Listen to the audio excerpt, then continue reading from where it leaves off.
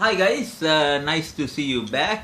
It's a holiday, so I thought I will do a quick video on something very simple in microeconomics. I'm sure you know it already. It's called the production possibility frontier, right? So it's very simple. Now, before I move on, it will be really helpful if you can take a production possibility frontier to your hand. And I'm going to draw one myself, but I must say something extremely embarrassing. I'm not very good at drawing this. Okay, so I can draw it, but it's going to look very shabby, and I don't think you're going to enjoy my drawing too much of the production possibility frontier. But I will explain it to you. Still, my explanation, I suppose, will be quite fine. Right. So, in a production possibility frontier in microeconomics, there are three assumptions, and these three assumptions are. First and foremost, in the production possibility, frontier, we are looking at a country's production possibility, right? How much can a country produce, right? So many countries can produce many goods. However, the graph can take only two products. So we make an assumption thinking that the country can produce only two goods, right? The country's technology remains fixed and the country's resources remain fixed. Right, so these are the three simple assumptions in a production possibility frontier. Right, to the embarrassing moment now. Right, so I'm going to take this piece of paper, right, a blank piece of paper, and by the way, in the production possibility frontier, you can assume any two products. Okay, so I'm going to assume what are the two products I want to take here. Right, so let's say apples and oranges. Okay, so here we go. Right, apples on one side, oranges on the other side. Now, in the production possibility frontier, guys, a production possibility frontier for country will always be like this. It's bowed outwards. Okay, it's bowed outwards, not a straight line, not the other way around. It is bowed outwards. I'll tell you as to why that happens. Okay, first and foremost, this curve over here, the curve that is bowed outwards, shows a country's production possibility, meaning this is the amount of apples that they can produce and this is the amount of oranges that they can produce. So it can be absolutely any possibility. Okay, right, on the curve, right, when the resources are fully utilized, right. So I'm going to call it A, I'm going to call it B here, I'm going to call it C here, and inside the production possibility frontier, I'm going to pick a point and I'm going to call it D, and outside the production possibility frontier, I'm going to pick a point and call it E, right. Okay, so it's simple, but however, it's important that you understand this well, right. So first and foremost, a country can't produce in the point called E. Why? Because the resources only permit you to produce on the production possibility frontier, right? So outside the production possibility frontier, you can't produce, right? Because you don't have the resources. And this point called D, I generally ask this question from students. So can you produce in this point called D? Take a look at this point inside the production possibility frontier. Lot of people give me this answer saying, no, you can't. No, that answer is wrong. You actually can produce in this point called point D. However, that point is what is called an inefficient point, meaning a country's resources are not fully utilized. You can, but it is not an efficient combination, right? So you can produce this amount of apples, this amount of oranges, but it's not an efficient combination, right? So now what happens is this. I'm going to step aside from the production possibility frontier and I want to connect another economic concept which I'm sure you would have learned. It's on my channel, by the way.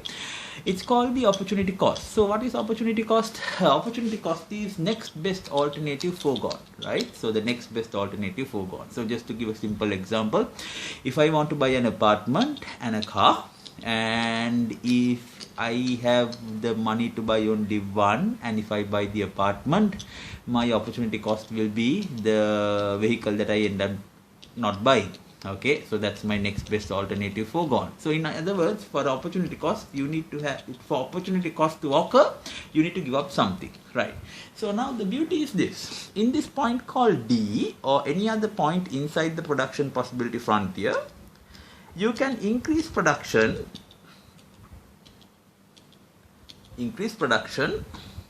okay, right, hopefully you can see it. You can increase production without foregoing anything, right? So why is that? Because resources are not fully utilized. Remember, I only had the money to buy a car or an apartment, right? In this case, you can actually produce more oranges as well as you can produce more apples. So there is no opportunity cost. You don't have to forego anything, right? Okay, so that is one thing that you need to learn, right? So inside the production possibility frontier, yes, a country can produce, however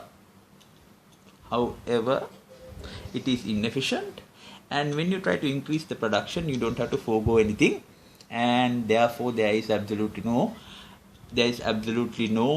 opportunity cost there inside the production possibility frontier. Okay, right. So on the curve, that's the tricky point. So if I were to ask you a question like this, what is the most efficient combination?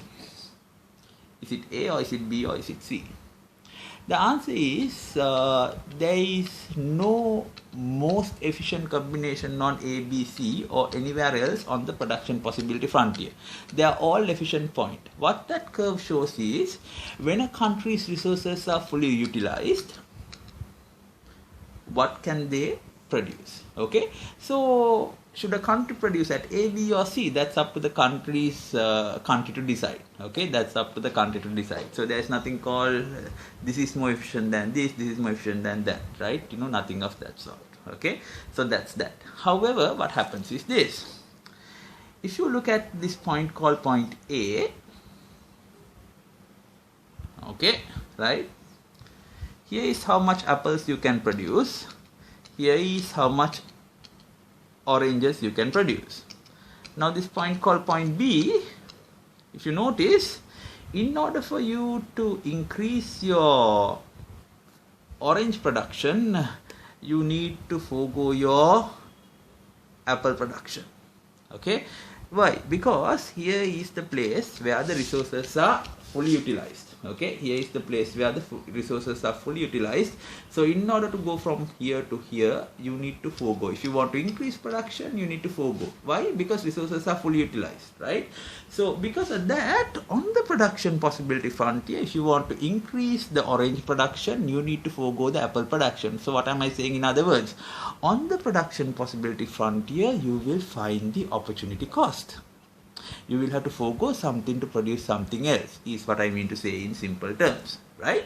And also on top of that, now you will ask me, okay, so is there any way that they can achieve this point called point E? Yes, they can, provided if the economy grows. Okay, right? The economy grows, right? So, as you know, economic growth tend to happen in almost all countries over a period of time. So what happens is, remember, we made an assumption saying that the resources remain fixed. When we need to relax that, and then with the economic growth, yes, of course, right? Production possibility can shift towards the right hand side. So what was unattainable earlier now becomes attainable, right? So then what happens is this. Since that paper was a little too, was used, I want to very quickly take another production possibility. Again, apples and oranges. Okay, as you can see, fresh piece of paper, so I've got to draw it again. Right. So, apples, oranges. So here is the production possibility over here. So when a country's economy grows, what happens is this. The entire production possibility frontier shift to the right hand side. Okay. Again guys, absolutely sorry about the drawing. I know it looks horrible. Okay. However, my intention is to teach you and I believe still it can be done. So as you can see, with the economic growth, there are things that you can achieve that you were unable to achieve earlier, right? So that's one. And the other one is this. So other than economic growth, imagine that there was a situation where they found new technology where you can produce more apples. Okay. So how do you show that in the production possibility frontier? This is how you show it, okay? So you start from the same place where oranges started, because remember, it's only the possibility of apples that went up, And then if you notice, it still remains the same here, but you increase the possibility of producing more apples. Okay, so here is the one on the economic growth, here is the one when the technology improves for producing one more product, right? But learn it and learn it well, right? So inside the production possibility frontier, or inside the production possibility, there is no opportunity cost. On the production possibility, there is opportunity cost. And outside the production possibility, when you make the assumption resources are fixed, technology remains the same. And what's the third assumption now? Resources are fixed, technology remains the same. Yes, you can only produce 2 products because you make those, especially the 2 assumptions about resources and the technology, you can't produce outside the production possibility frontier, right?